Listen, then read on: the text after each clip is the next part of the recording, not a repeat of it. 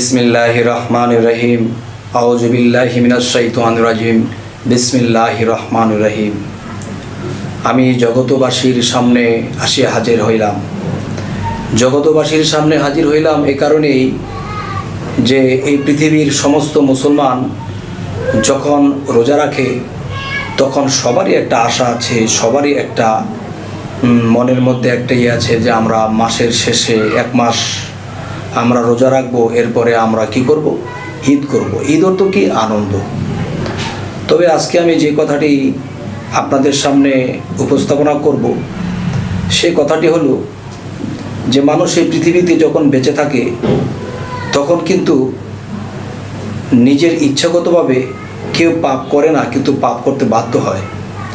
আর সে বাধ্য হওয়া থেকে বিরত থাকার নামই রোজা। সমস্ত খারাপকে ত্যাগ করে থাকার নামই রোজা। যে একটা খারাপ করলে এটা আমার ভালো হবে, এটা আমার মনের একটা তৃপ্তি মিটবে, কিন্তু দেখা গেছে এটা থেকে বিরত থাকা এটাই মূলত রোজা। সারাদিন না খেয়ে থাকার নাম রোজা নয়। তবে না খেয়ে থাকার নাম রোজা নয় তাও ঠিক নয়। যেমন একটা মানুষ যখন রোজা রাখে তখন দেখা গেছে যে এই মানুষটির সর্ব অঙ্গে আস্তে আস্তে দুপুরের পর থেকে আস্তে আস্তে দুর্বল হতে থাকে। দুর্বল হইতে হইতে হইতে এমন একটা পর্যায়ে চলে যায় তখন তার শরীরের যে একটা শক্তি আস্তে আস্তে যখন জীর্ণশীর্ণ হতে শুরু করলো, তখন কেউ যদি বলে চল আমরা এই কাজটা করে আসি, খারাপ কাজটা করে আসি, একদিকে সে বলবে না বাবা আমি রোজা রেখেছি, আরেকদিকে শরীরে শক্তি কোলায় না, যা তোরাই যা। তাহলে দেখা গেছে রোজা মানুষকে পাপ কাজ থেকে বিরত রাখে এবং নামাজ মানুষকে পাপ কাজ থেকে বিরত রাখে। এখন দেখা গেছে রোজাও করেছি, পাপও করেছি, নামাজও করেছি, পাপও করেছি, তাহলে তো হবে না। এই একটা বিষয়। আর একটা বিষয় হলো মানুষ যখন না খেয়ে উপবাস করে, কেউ কেউ বলে থাকে আমি রোজা রাখলে আল্লাহ খুশি। রোজা রাখলে আল্লাহ খুশি না, রোজা না রাখলেও আল্লাহ বেজার না। এখানে লাভ ক্ষতি কিন্তু আল্লাহর না, লাভ ক্ষতি হলো আমার আপনার। সেটা হলো মানুষ যখন দেখা গেছে একটা পরীক্ষা দিতে যায়, পরীক্ষা দিতে গেলে সে পরীক্ষা যদি তিনি উত্তীর্ণ হয়, ফার্স্ট হয়, তখন দেখা গেছে সে মিষ্টি নিয়ে আসে, সবাইকে মিষ্টি খাওয়ায় যে আমি পরীক্ষায় পাশ করেছি, সবার সাথে সে আনন্দ করতেছে। আর আনন্দের আরেকটা নাম কি? ঈদ। মানে ঈদ করতেছে, মানে আনন্দ করতেছে।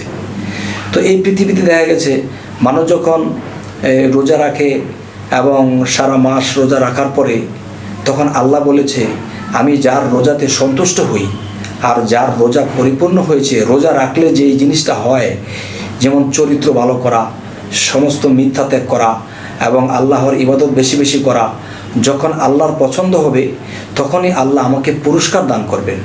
এবং সেই পুরস্কার যখন আমরা পাব তখনই আমরা এই মিষ্টি বিতরণ করব এবং আমরা আনন্দ উল্লাস করব যে আল্লাহ আমাদেরকে পুরস্কার দান করেছেন। তো এখন দেখা যায় যে আমরা কি করতেছি?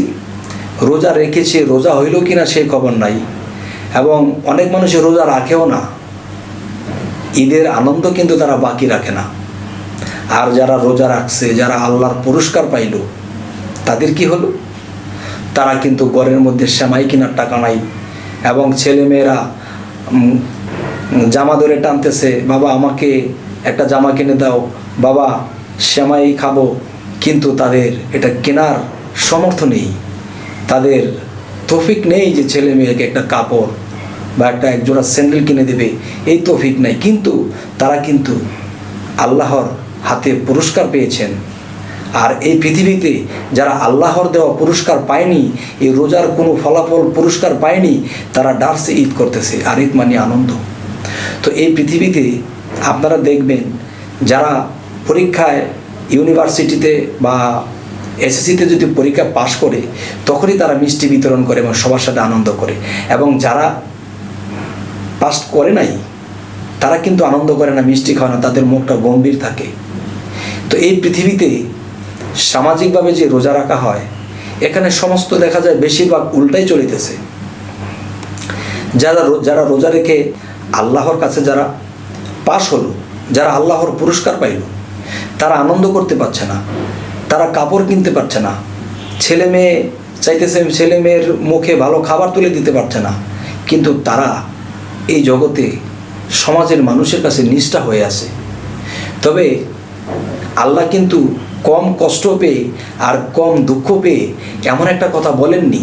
সূরা মাউনের মধ্যে আল্লাহ বলেছেন, দুর্ভোগ সেই নামাজকারী যারা এতিমের গলা ধাক্কা দেয়, দুর্ভোগ সেই ইবাদতকারী যারা, দুর্ভোগ সেই নামাজকারী যারা এতিমকে অন্ন বস্ত্র দানে উৎসাহ দেয় না এবং মাথায় হাত বোলায় না এবং সংসারের টুকিটাকি জিনিস কাউকে ধার দেয় না।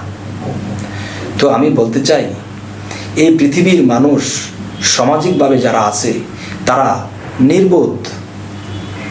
তবে যাদের বোধ শক্তি আছে, যাদের গভীর জ্ঞান আছে, আমি তাদেরকে অনুরোধ করব, ঘুরে ঘুরে দেখবেন যে একটা বিষয় হলো, আপনার ঘরের আলমারি যদি টান দেন, আপনার স্ত্রীর 10টা কাপড় আছে, 10টা 3 পিস আছে। এখন দেখা গেছে যে এই ঈদে আপনাদের না কিনলেও চলবে, কারণ একটা কথা মনে রাখতে হবে, আমরা আল্লাহর ইবাদত করেছি, আল্লাহর রোজা রেখেছি, আমাদের কপালে হয়তো জোটে নাই ওরকম আল্লাহকে সন্তুষ্ট করা, নিশ্চয়ই আমরা আল্লাহর পুরস্কার পাইনি। তবে পুরস্কার কারা পাইল?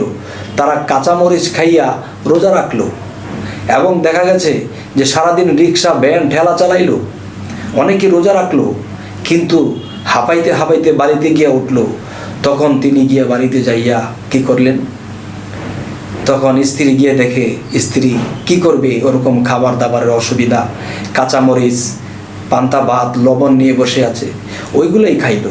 আবার পরের দিন সকালে ওগুলোই খেয়ে বের হইল এবং রোজা ঠিকমতোই করলো। এখন আল্লাহ তো এদেরকে পুরস্কার দিল, রোজার পুরস্কার দিল, কিন্তু এদের ঘরে ঈদের সময় খাবার থাকে না, জামা থাকে না পরার জন্য।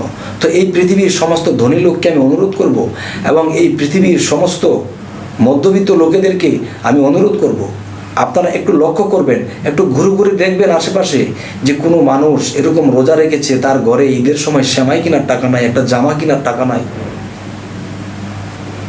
আমি হাত জোর করে বলবো, আসুন আমরা এই কাজগুলো করি। আল্লাহ বলেছে, আমার বন্ধুদের কোনো ভয় নেই, আমার বন্ধুরা চিন্তিত হবে না।